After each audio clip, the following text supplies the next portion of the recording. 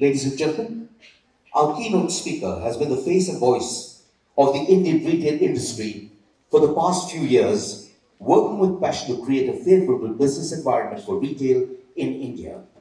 He has nearly 3 decades of profound knowledge and business experience, having worked as country head, retail solutions at IBM India. He has also worked as the executive director and chief operating officer at Crossword Bookstores and at Shoppers Stop, where he began his retailing career and was part of its growth story for 13 years. He was head of finance and systems, head of operations, head of buying and merchandising for non-apparels, head of concessions, and head of a venture called Bargains. He is associated with various industry bodies that promote retail, is a visiting faculty at various management institutes, and a regular contributor to various newspapers and magazines. Ladies and gentlemen, to deliver the keynote address, our chief guest and keynote speaker, Chief Executive Officer RAI, Mr. Kumar Rajagopalan.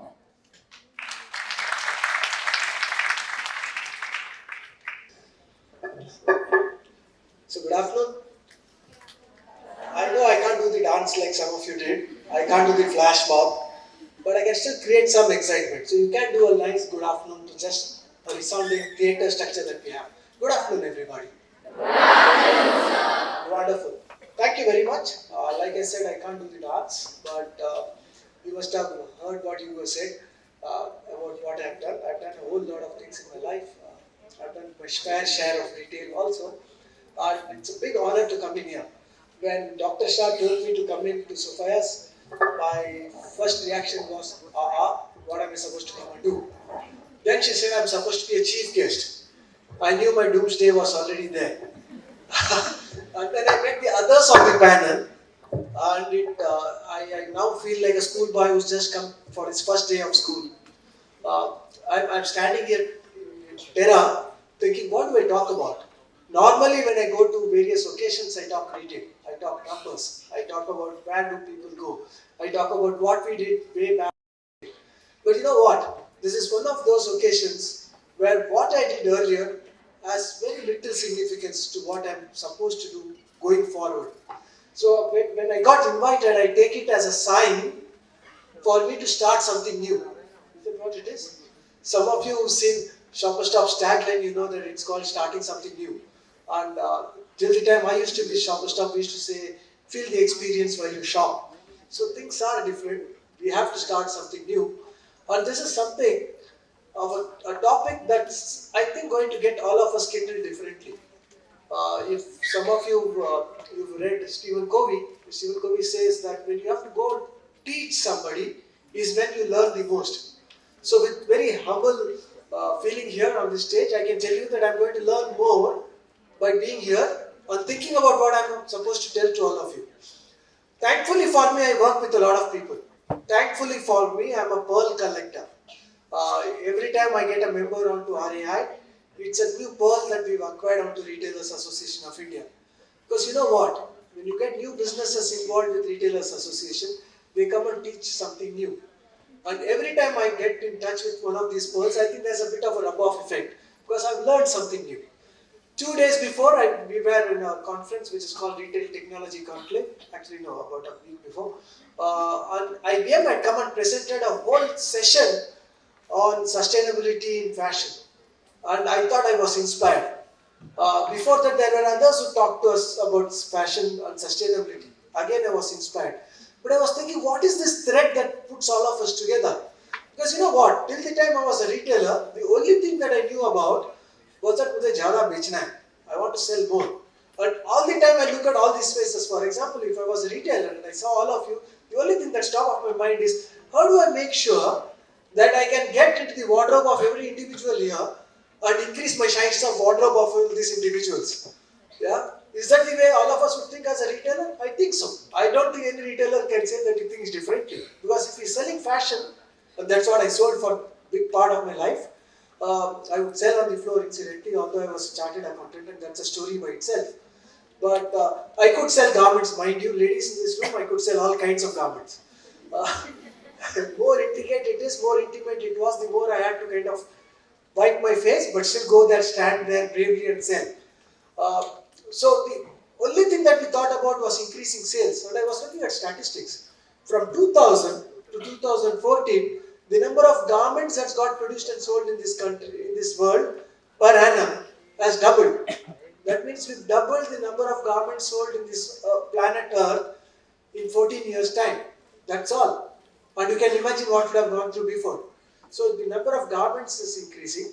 If all of us were thinking about spring, summer, autumn, winter as the method of planning, by the time I got out of Shoppers Stop, it was already spring separately, summer separately, autumn separately, and winter separately. So we had already got 4 seasons. And now, 12 seasons is not enough. Companies are talking about 24 fashion cycles. That means every 15 days there is a fashion cycle. But by the time I think I got down to my retirement age, it's possibly going to be 56 fashion cycles. Because you know what? In retail, every Monday was my day of thinking whether I'm going to survive or am I going to start thinking about cutting costs. But that was because we used to work weekly cycles in retail. Every retailer worth his salt thinks retail from week to week. And fashion could also go week to week.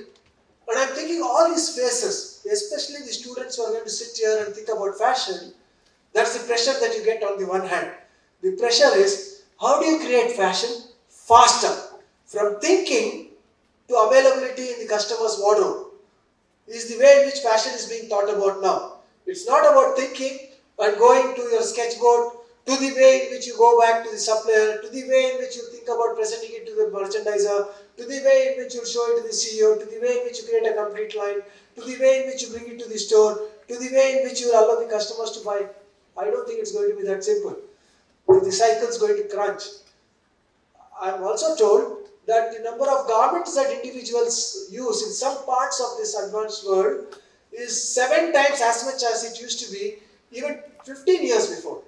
That means if I had 4 garments in a year, I would make it that many more times, 7 times, 8 times, 15 times. Just imagine the number of garments, number of items, number of accessories, various things that goes with it. Wonderful news as a retailer, and I am sitting all this while feeling very nice about it. Until this IBM made their presentation to me about a year and a half before, but more importantly recently. They told that, listen, every time you wear a t-shirt, think about this. You've just about burned about 4.5 liters of water. 4,500 liters of water. I said, okay, yaar. Then he said, the jeans that you're wearing is just burned 7,000 liters of water. I thought, oh, Jesus Christ. Now that's really increased the number of liters that I've been responsible for. And then I change my garments almost every day. So I'm thinking, how much am I really consuming? And then they said that if there are 100 people in this room, that's about 700 years worth of water for an individual. 700 years, we won't live that long, right? 100 people. Now that's the kind of consumption that we do, and I'm sure there are statisticians in this room who will talk even bigger numbers with us. So if that's the kind of consumption that we do of water, the dyes that we use, the kind of synthetics that we are able to use, and fashion is supposed to be the second largest polluter in the world after oil and gas in terms of an industry. So if that's what we are in, some of you who are going to come out of this class have got the onus of not only creating this delivery of 1 week May full cycle of fashion, on the other hand, creating sustainability as a methodology to make sure that our next generation is able to survive, actually come to life itself. So it's tougher for most of you in this room. It's tough for me as it is as I think about it. However, I can tell you one thing. If you look at things differently, it looks tough. When you bring all of them together, you can get this as well as that. It's not as if it's either or. Many a times, human beings are smart enough, and I believe in the positivity of human beings, to bring in the capability to get this and that. It's not this or that. For example, the example that I give for customers today, if I ask any consumer of today, and there are people who talk about online, offline, the waging war, and what's going to happen to retail. But if you ask each one of us as an individual, as consumers, we say, what do you want? I say, I want the touch and feel of offline store. I want to be able to tell who is the person who sold me the item. I want the finesse of returns that could happen if I was in a physical store. I want the ability to get the instantaneous capability of getting this item back home from an offline store. At the same time, I want the vast quantity that you can get, which is endless aisle that is given on online store. I want to have the capability to intuitively for that person to know what do I want next by the kind of search engine optimization that one would give if you are an offline or online store. So this is what customers ask for, and it's possible now because we say as retail we are working towards all of them.